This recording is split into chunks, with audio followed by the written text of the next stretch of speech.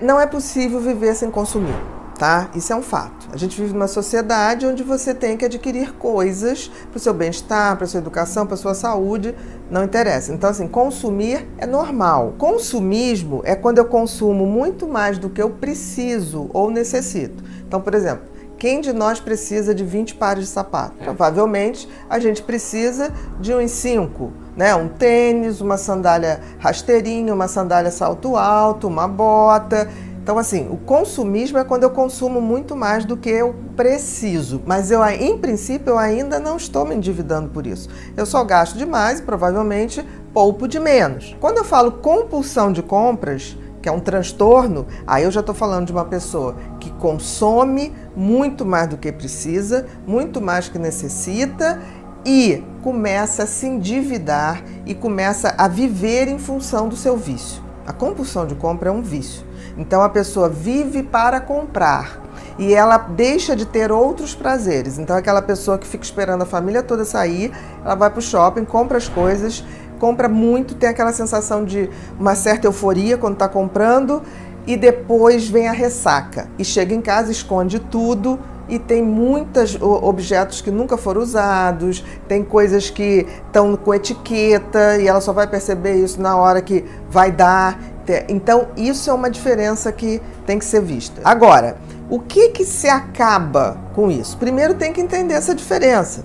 Consumo todo mundo vai fazer. E também começar a estudar. A melhor maneira da gente lidar com o consumismo ou com a compulsão de compra é a gente entender como o cérebro vai às compras, digamos assim. A grande maioria de nós não compra por necessidade, compra por desejo. Quando você vai para um shopping ou um lugar, está tudo estrategicamente colocado para chamar a sua atenção e para fazer você querer aquilo ou necessitar aquilo. É muito comum você ir numa loja e vem lá, liquidação. Aí você chega lá dentro, a liquidação é 2 peças. O resto é tudo lançamento. Então, assim, nós somos animais muito facilmente ludibriados. O cérebro é muito fácil de ser ludibriado. Então, quando você vai numa loja, tem um determinado cheiro que favorece a compra. Por exemplo, tem lojas que tem cheiro de brisa. E aí você já lembra praia, você lembra férias, você lembra bem-estar, é aquela coisa do que a praia te lembra? O cheirinho de maresia, tranquilidade e férias. Aí você fala assim, férias, o que é férias? Eu mereço. Então eu mereço descansar, eu mereço comprar isso, eu mereço comprar aquilo. Essa história de eu mereço é um inferno. Porque assim, a gente não merece as coisas, principalmente objetos. A gente merece amor, respeito, tolerância, cuidado. Isso tudo a gente merece. Paz, por exemplo. Mas a gente não merece objeto. Eu mereço um chocolate, eu mereço um sapato novo. Não, você precisa de um sapato novo, né? Isso é diferente. Então, assim, o estudo do neuromarketing. O que é o neuromarketing? Entender como é que o cérebro é manipulado para que você tenha necessidade de comprar. E o ser humano, ele, em geral, ele compra por fatores emocionais. Então é aquela propaganda, por exemplo, de shampoo que a Gisele Bündchen faz e as pessoas acham que comprando shampoo vai vir o cabelo da Gisele Bündchen. Não vai.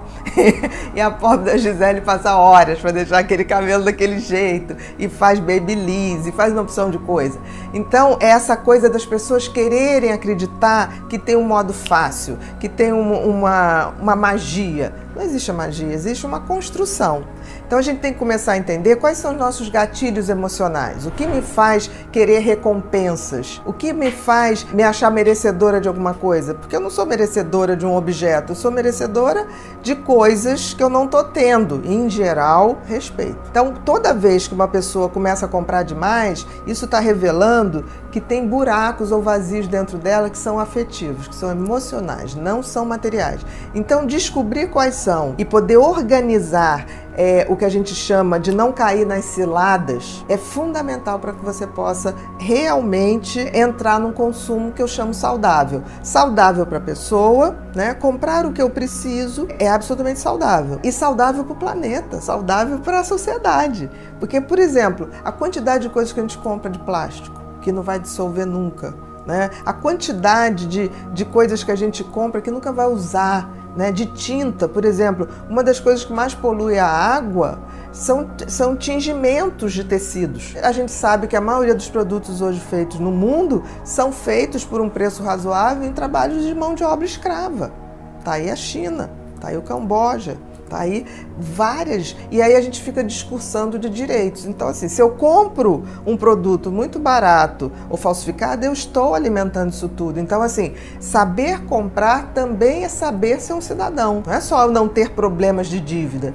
Eu sugiro que essa pessoa e as pessoas leiam e estudem. É você ser um cidadão melhor, mas antes de tudo é você ter a liberdade de comprar o que você quer e necessita sem estar sendo manipulado. Isso é fundamental para a gente ser feliz.